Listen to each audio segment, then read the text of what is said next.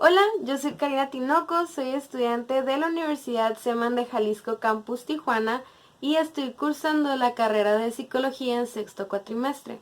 El día de hoy les quiero hablar sobre dos trastornos que se encuentran en el DSM-5. El primero se llama trastorno de sadismo sexual, cuyo código es 302.84.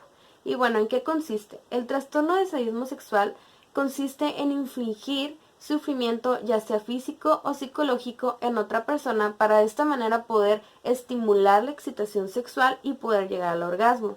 Las personas que padecen el trastorno de sadismo sexual tienden a tener un malestar o deterioro significativo en el estado de la persona y regularmente se lleva a cabo todo esto sin el consentimiento de la otra persona, aunque en ocasiones las personas que padecen el trastorno de sadismo sexual buscan a personas que sean masoquistas para de esta manera poder llevar una relación consentidora, por así decirlo.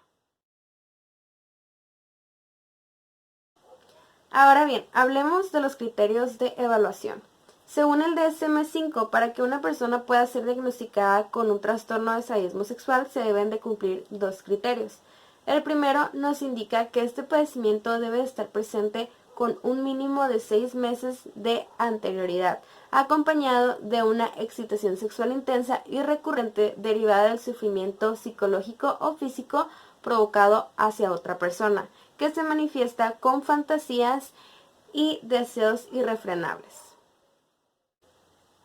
El segundo criterio nos indica que el individuo ha cumplido sus deseos irrefrenables en otra persona sin el consentimiento de esta misma, aparte de que sus deseos irrefrenables y sus fantasías sexuales causan un malestar clínicamente significativo y un deterioro en el área social, laboral o en otras áreas que son de funcionamiento para el mismo individuo. En cuanto a las especificaciones, el DSM nos marca 2 puntos, el primero en un entorno controlado y el segundo en remisión total. Cuando hablamos de un entorno controlado nos referimos a que el individuo se encuentra en una posición o en un ámbito en el que no puede darse la oportunidad de dedicarse a estos comportamientos sádicos sexuales, ya que es muy limitado. Y cuando hablamos de remisión total, quiere decir que el individuo no ha cumplido sus deseos sexuales con una persona sin el consentimiento de esta misma, o que estos mismos deseos sexuales no le han causado ningún malestar, ya sea en el ámbito laboral, social o en algún otro campo que sea el funcionamiento para la misma persona durante al menos 5 años en los que se ha estado controlando este comportamiento.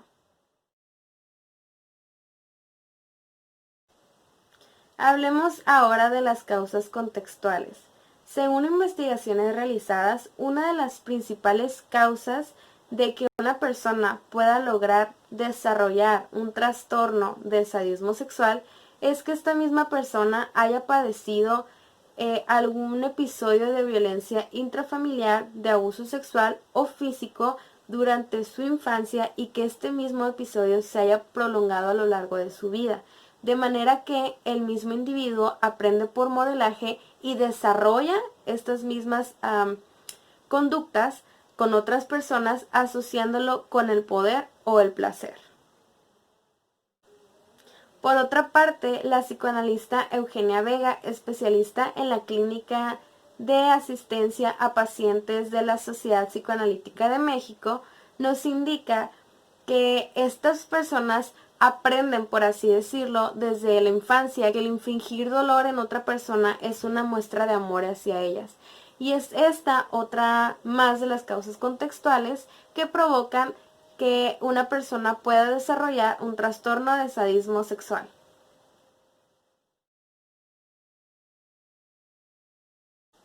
En cuanto a tratamiento o hablar de un tratamiento para poder abordar lo que es un trastorno de sadismo sexual, tanto la terapia cognitiva conductual como la psicoanalítica son las más eficaces y las más recomendadas según los expertos en el área, ya que al momento de intervenir se contemplan 3 áreas: los pensamientos, las emociones y los comportamientos. De la misma manera, se contempla el indagar sobre el modelo aprendido durante la infancia del individuo. Del segundo trastorno del que vamos a hablar es del trastorno de fetichismo, cuyo código es 302.81 según el DSM-5. Pero para ello pues tenemos que saber qué es o en qué consiste ese trastorno. Y el trastorno de fetichismo hace referencia a la recurrente e intensa excitación sexual a partir del uso de un objeto inanimado o a la atención meticulosa de una parte o unas partes del cuerpo fuera de las áreas genitales de un individuo.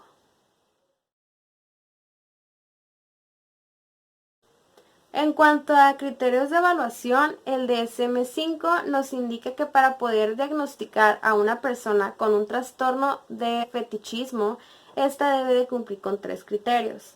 El primer criterio nos indica que este padecimiento debe de estar presente con un mínimo de 6 meses de anterioridad, acompañado de una excitación sexual intensa y recurrente derivado al empleo de objetos inanimados o una gran atención a un área específica o unas áreas del cuerpo no genitales que se manifiestan en deseos o comportamientos irrefrenables.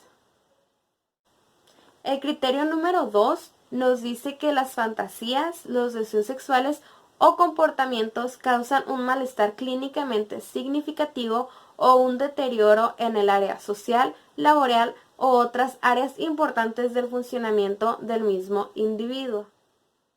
El tercer y último criterio nos indica que el objeto fetiche no se limita a hacer prendas de vestir utilizadas en el travestismo, como es el caso del trastorno del travestismo, o a artilugios diseñados específicamente para la estimulación táctil de los genitales, como es el caso de los vibradores.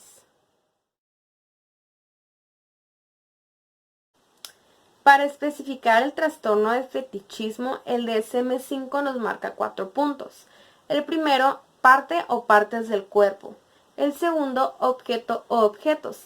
El tercero, entorno controlado, que quiere decir que el individuo se encuentra en un ámbito, en una institución en la que no puede desarrollar estos comportamientos libremente, lo que hace que este fetichismo se encuentre limitado. Y el cuarto y último, que es en remisión total, quiere decir que estos comportamientos no le han causado ninguna molestia, tanto en el ámbito social como en el ámbito laboral o en alguna otra área de funcionamiento importante para la persona por al menos 5 años en los que este individuo ha estado en un entorno no controlado. En cuanto a las causas contextuales, podemos encontrar como una de las principales causas el proceso de aprendizaje, ya que las conductas parafílicas se aprenden a través de un proceso de condicionamiento clásico debido a la asociación de un estímulo típico y la sensación de excitación sexual. Esta misma asociación se ve reforzada a través de la repetición de dichas situaciones provocadas por el mismo sujeto y a la inclusión de fantasías sexuales relacionadas con el estímulo condicionado a la hora de masturbarse. Otra de las posibles causas contextuales es la imitación de modelos. ¿Qué quiero decir con esto? Es la relación entre el ambiente y la familia en la que se desarrolla el individuo, básicamente la relación que tuvo con su familia durante la infancia, y saber si durante ese proceso aparecieron ciertas escenas de violencia o si acaso había escasa socialización o actitudes o cogniciones negativas, y también la aparición de ofensas sexuales y conductas violentas.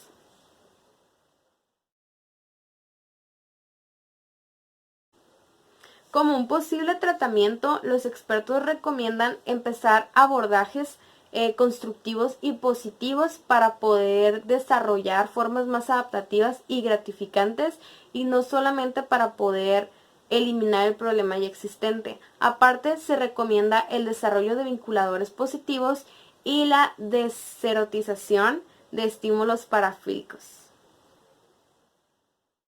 Y pues bueno, esto ha sido todo por mi parte. Gracias.